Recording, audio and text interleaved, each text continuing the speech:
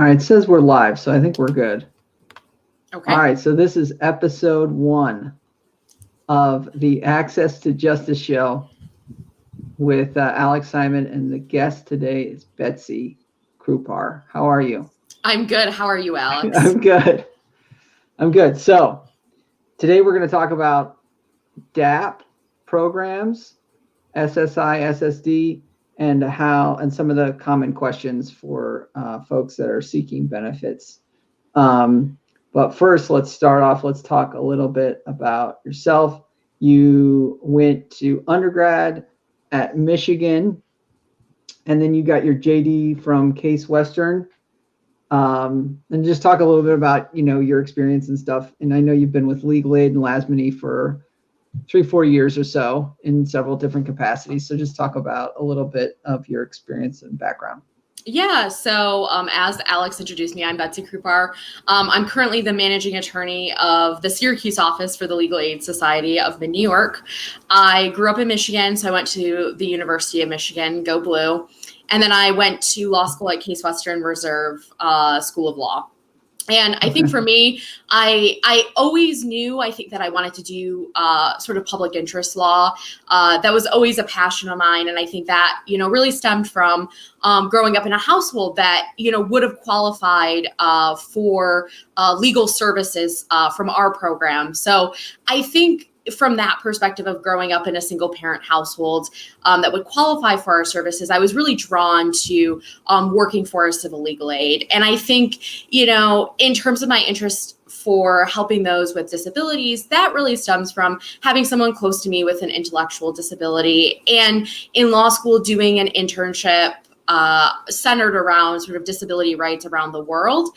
And I think for me, that really sort of started my journey and got me to where I am now. And so after law school, I decided to move to New York, and I ended up getting hired as a disability advocacy attorney with the Syracuse office of Lasmany, and spent a couple years doing that and started doing our appeal work in federal court. And I think from that experience, I knew I wanted to make the next jump, which was to become the managing attorney of the Syracuse and Oswego offices for Lasmany, and continue doing that appellate work for Social Security disability clients that have been denied. Awesome. So, some of the basic questions for folks that are seeking benefits, let's say they're seeking benefits. What are some of the things that they need as they go into the application process? What are some basic things that they need to when they first start that application? Yeah, Alex, that's a great question. I think that's where a lot of people kind of get stuck on, even before applying, is what do I actually need? And I think some people go into the process thinking that, Social Security is going to help them do a lot of it, and that they may not need to bring a whole lot of information. But what I will say is that it's really important that if you're applying for disability benefits, whether it's SSI or SSDI, you need to make sure that you have your ducks in a row. And that really means making sure that you have, information, all the information about yourself. If somebody's going to help you with the application, so if it's a family member, a trusted friend, or if you are able to obtain legal representation for that initial application, you are going to need, all of the basic information about yourself. You're going to want to make sure that you have an address and a phone number and really great contact information for how Social Security can get in touch with you. And in addition to that, as far as the disability benefits application goes, you really need to make sure that you have a list of your medical providers, if you've been hospitalized, where you've been hospitalized at, your work history, and a list of your medications. Without those sort of basic things in front of you, it's going to be really difficult to do an application. And because of COVID-19 right now, the only way to apply for disability benefits at the moment is to either do the online application or to call Social Security. You can't go into a field office right now like you normally could to do an application. So that's why it's really important that whether you're filling out the online application or calling Social Security, that you kind of have all this information in front of you, and that if you have somebody that's going to assist you in applying, that they're helping you do that, and they're with you when you're doing the online application or calling Social Security. Okay. And how long do those applications usually like take? Can you like save your application and go back into it? Talk a little bit about the application process. Yeah. So as far as if you start an online application, you will create a login. You'll create a login, and that will send you an email and password. So you'll be all set up in terms of that. So you can start an application and go back and complete it. And as far as the phone goes, I would recommend if you're going to call and do an application on the phone, you try to do as much of possible on the phone with the same individual. Sometimes with Social Security, if you call and you get a different person and they're picking up the application where you left it, things could get missed. And so I would definitely recommend if you're doing the phone application to kind of have everything ready to go. As far as the online application goes, like I said, you can log back in and you would be able to add some more things, but I would say that if you're planning on doing it, what's probably easiest is to make sure you can just do it all at once and to get it in. Because right now, because of COVID-19, it is going to take them a little bit longer to process everything. It may take them a little longer to request your medical records, to review the case and actually get back to you because everybody's working from home right now. So they're facing similar challenges that a lot of people are facing. And because of their remote work setup, they are a little bit slower about getting decisions out right now. So if you are thinking about applying, do it, because the application date is so important, because that's your protective filing date. So that's why, it's, do it, try to get all your ducks in a row beforehand. If there's something that is missing, you can go back later on and contact Social Security about that. But I really encourage people on that first try to have the information so that, they can do it correctly. And so Social Security can start processing it, requesting the medical records, and looking at their case. Let's say somebody's watching this and they did go through the application process and they're listening to you and they're going, oh no, I forgot one of those things that you were mentioning. Right. And I'm worried about my application being rejected. Or let's say it does get rejected. Right. I think you were saying before we started this, like the percentage for approval on the initial application is what, 30%? So on initial application, in terms of approval versus denial, so 70% of applications are denied on the initial application. So only 30% are being approved. And I think that's a pretty common misconception that people have going into the process. I think a lot of clients that I talk to went into the process thinking this is going to be easy. I'm going to submit my application. I'm going to get approved. My doctor says I'm disabled, end of story. I should be approved. Unfortunately, Social Security regulations are very complicated. And even if your doctor is telling you you're disabled and you can't work, Social Security may not come to that same conclusion based on their regulations and what they have to look at. So I think that's something really to think about if you're out there and either thinking about applying or you have applied and been denied. Oftentimes, that happens, and it's more common than not to be denied on that initial application. But it doesn't mean that you should stop there and say, I've got a denial. They said I'm not eligible for benefits. That's the end for me. There's nothing else I can do.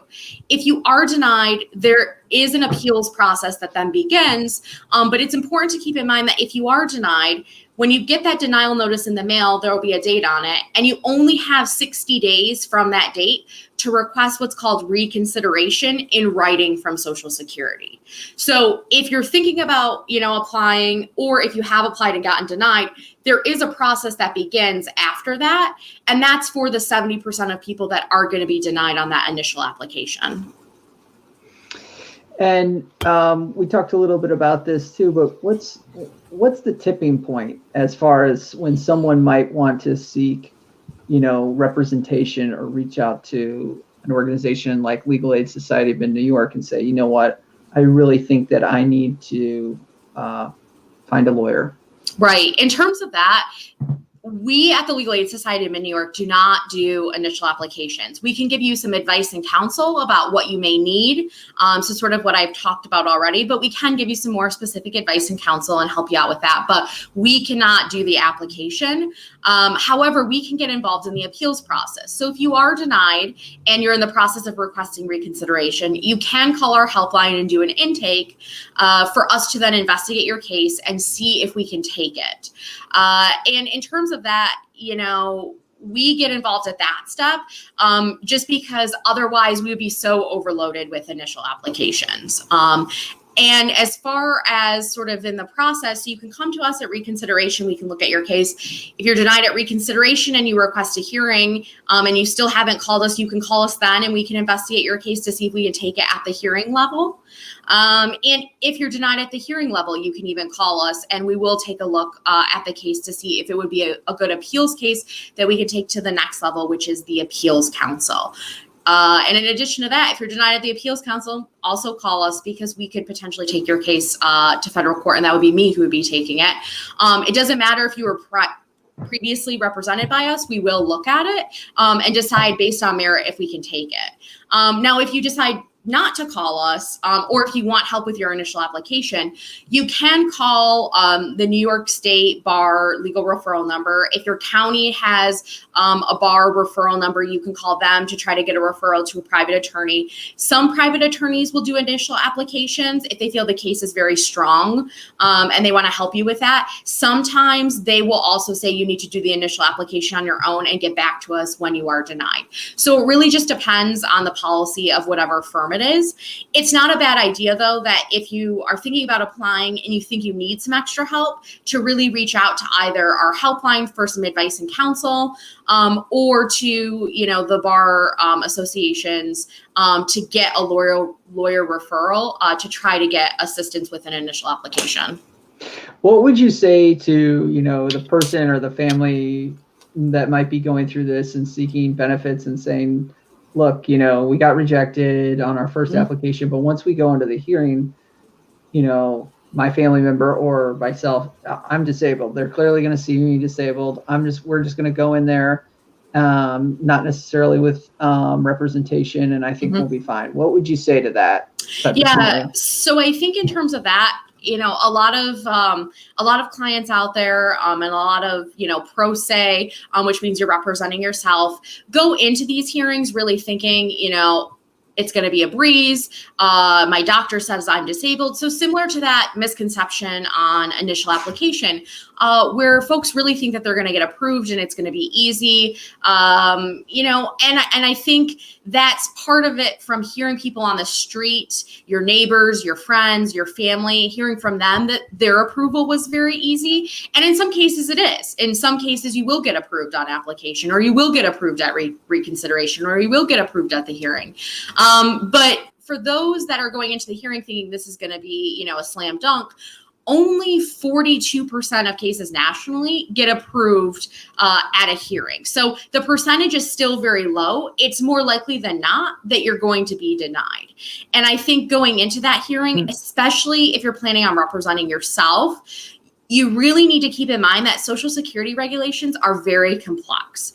And this goes for both if you've applied for SSI, which is Supplemental Security Income, or SSDI, which is Social Security Disability Insurance. So if you've applied for either of those or both and go to a hearing on that, the judge and the regulations they have to look at are much more specific than you may think. I mean, the regulations, thousands upon thousands of pages. So it's not as simple as saying my doctor says I'm disabled, or my doctor says I can't work, or my doctor said I can only lift 2 pounds. It's not that simple, unfortunately. And I think a lot of people go to the hearing thinking it's going to be that simple and are very disappointed when they get that unfavorable decision and get very angry because they've been told they're disabled and now a judge is saying that they're not, and using a lot of legalese and jargon in the decision that an average person is not equipped to understand. And that's really where an attorney can come in and really assist you at that hearing in terms of understanding the regulations, understanding what the judge needs to find you disabled, and also helping to build the case in terms of getting the medical records. I think another misconception people have is, I've provided my medical providers, the hospitals I've been to Social Security, they should have everything all set, we should be good to go. While Social Security, if you are unrepresented and on the initial application, will request your medical records, one of the reasons sometimes we see for denials is that Social Security did not get all of the records. And that may be because your provider did not provide them with the records. Social Security will only request in writing twice from a provider before they stop requesting.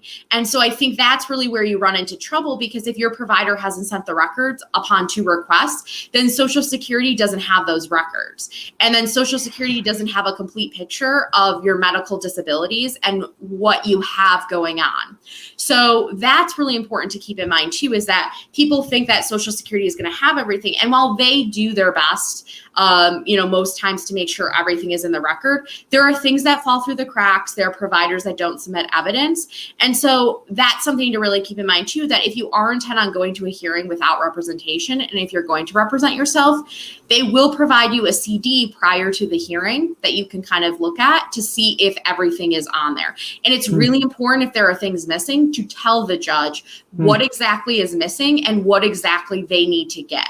Because the judge in Social Security doesn't know if you don't tell them or remind them that I told you about this provider, I didn't see the records in there. Was there an issue with my provider? Do I need to contact them to try to get these, records for you guys? That's really something that has to happen. Otherwise, you're going to have a case with incomplete information. And if there's incomplete information, the judge or Social Security could determine that you're not disabled because of that. What are some of the biggest reasons you see people get denied? What are some of the top reasons? Yeah. So I think on initial application, one reason that we often see is that there may be records missing or there's incomplete information in the file. We've had, several cases where I look at the case down at the hearing level and I can see the initial denial and see why Social Security denied this case. And it's simply because they didn't have enough information. They didn't have the medical records. They didn't have the full picture. And so the analyst at Social Security who does the initial denial, they're just going by what's in the file. And if it's not enough, they will say, there's not enough evidence. This is an incomplete, sort of file. And you can appeal that. And if you are able to find representation, then we can help develop that record for you. So I've had some great cases that get approved at the hearing level where on initial denial, Social Security simply said, we don't have enough medical information to make a determination. Whereas it was a good case and we did get it approved down the line at the hearing, but it's just one of those things where things, slip through the cracks. And that's why it's really important that on the initial application, you have all of your information for Social Security. And also too, to point out that you can always submit things to Social Security as well if you have copies of your own medical records. We've had several clients that have submitted their own records upon initial application that have really helped down the road when we take a case because it's already been developed quite well. And that may be because the claimant actually has, sort of submitted those records to Social Security. So I think on initial denial, that's probably, a top reason. I think another top reason on initial denial is you also have to think about that it's an analyst with Social Security looking at the file. They look at these all day, making decisions. And so they're looking at the complete case and they're looking at the regulations, but they have much less leeway than the administrative law judges do at the hearing. They're very much, this is what they have to look at and that's it. They can't really take into consideration any other factors. Whereas at least a judge, later on down at the hearing, will talk with you, ask you questions, see you, either person or on video. And I think that sometimes makes a difference as well. So that's something to keep in mind too, is that these are, on initial application, it's analysts making this determination. And they have a very strict set of guidelines. So if you don't fit within those guidelines, you're going to get denied. And then I think beyond that, one of the common reasons we really see is that the doctors that you do have, your treating provider, so whether that's a doctor, a nurse practitioner, a physician's assistant, whoever you're seeing for your medical conditions, sometimes they are unwilling to provide us with a statement or Social Security with a statement about your limitations. And so oftentimes the judges and Social Security then have to rely on the consultative exams, which Social Security sends you for and are done by a doctor that Social Security has contracted with. And so I think because the judges are often relying on these very brief exams that usually only last from 5 to 15 minutes, they're relying on that opinion because your treating provider hasn't necessarily provided an opinion for the judge to consider. So that's another really common reason that we find with providers. Sometimes they're just unwilling to fill out the forms. Or if you are representing yourself, you may not know that it's an option to get your doctor to complete a statement about your limitations and submit that to the judge. So that's something really key to know as well if you are planning on representing yourself. And the judge and Social Security are not going to tell you that. That's something that you have to do on your own in terms of getting a statement from your doctor about your limitations. Social Security and the judge, they're not going to get that. They don't have to under the regulations. So that's really up to you. So that's another common reason that we see people getting denied both at the hearing level and at the initial and reconsideration level, just because their treating provider hasn't provided any sort of statement or limitations specific to what you can or cannot do. What would you say to somebody that is trying to apply, and are there sections I know we talked about that are really like time sensitive? Mm-hmm. What would you say about the time sensitivity of some of the things in the application process? Yeah, so in terms of the application process, I think a lot of what we see is people apply, they get denied, and unfortunately, they will miss the deadline to request that reconsideration. And that request for reconsideration has to be filed in writing within 60 days of that initial denial. We see a lot of people who will call us later on and say, I was denied 6 months ago. And unfortunately, we have to tell them, well, did you request reconsideration? And if their answer is no, our advice has to be, well, you have to reapply and start the process over. So it's really critical that you don't give up after that initial denial, that you see that initial denial, you see the date, and you recognize I have 60 days to get that request for reconsideration. And you do that so that you can move to the next step of the process. Same goes for reconsideration. So reconsideration then will happen. It'll be a few months to get a decision on reconsideration. And when you get that decision in the mail, it'll once again be 60 days to request a hearing. And so you want to make sure you request a hearing, because if you don't within that 60 days, once again, you have to go back to the beginning and start over. And we hate telling people that. It's one of my least favorite things to tell people, which is why it's so critical that you read the notice that Social Security is sending, or if you have a friend, a family member, an attorney at that point, have somebody else read it then and help you with it. That's the other really key point. If you're unable to, read the notice or get that reconsideration request in or get that request in for a hearing, you really need to have somebody help you. So friend, family member, caseworker, attorney, really anybody that you trust to help you through this process. And then once you get to the hearing and you've requested the hearing, if you are denied at the hearing, once again, you will get a decision in the mail. And it's once again 60 days to appeal that decision to the appeals council.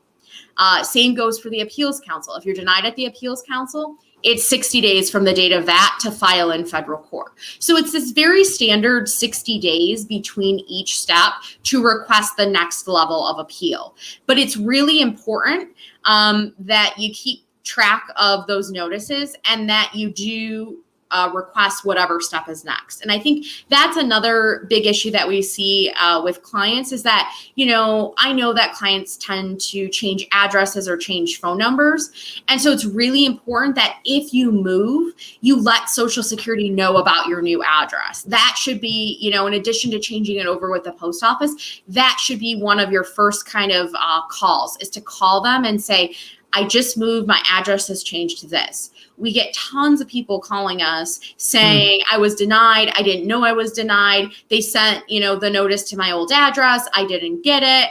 And there are ways to reopen a prior application, and there are exceptions to all of these deadlines. And you can work with Social Security to try to get one of these exceptions. But quite honestly, it's a pain to do.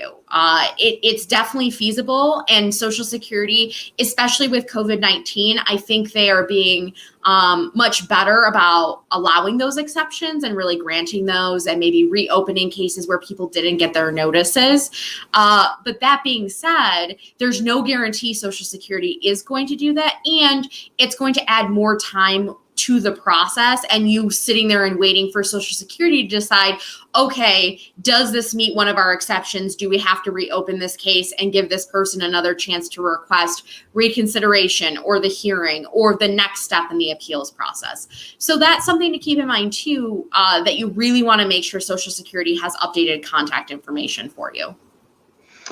You know, as somebody from the outside and not necessarily versed in the legal world or Social Security, it really seems like a journey of perseverance and like constantly putting the ball in their court. Yes. Right? Yes, that's exactly how I would just describe it. I think, you know, it's really important to keep in mind going through this process that, you know, when you get a notice, Social Security has then, like you said, Alex, thrown the ball back into your court. And now you have to request the next level. And then if they deny you again, they've again thrown the ball back to you and you have to do it again. So it's very much a process that's active. It's not something where you can necessarily sit back and just wait for Social Security to decide to give you these benefits and voila, there they are. It is very difficult to get approved for benefits, but I hope that, you know, this session really shows that, you know, while it's difficult to get approved on initial application, and it's difficult at all of the levels to get approved, there are resources out there to help you. And there are ways and things that you can keep in mind to make sure that you're not missing the deadlines, and to make sure that when Social Security has put that burden on you, that you're responding and doing what you need to do to move your claim forward. And I think that's really important. I think people oftentimes get very frustrated with this process. It's also a very lengthy process. From when you are denied to a hearing, you're probably looking at around 18 months right now.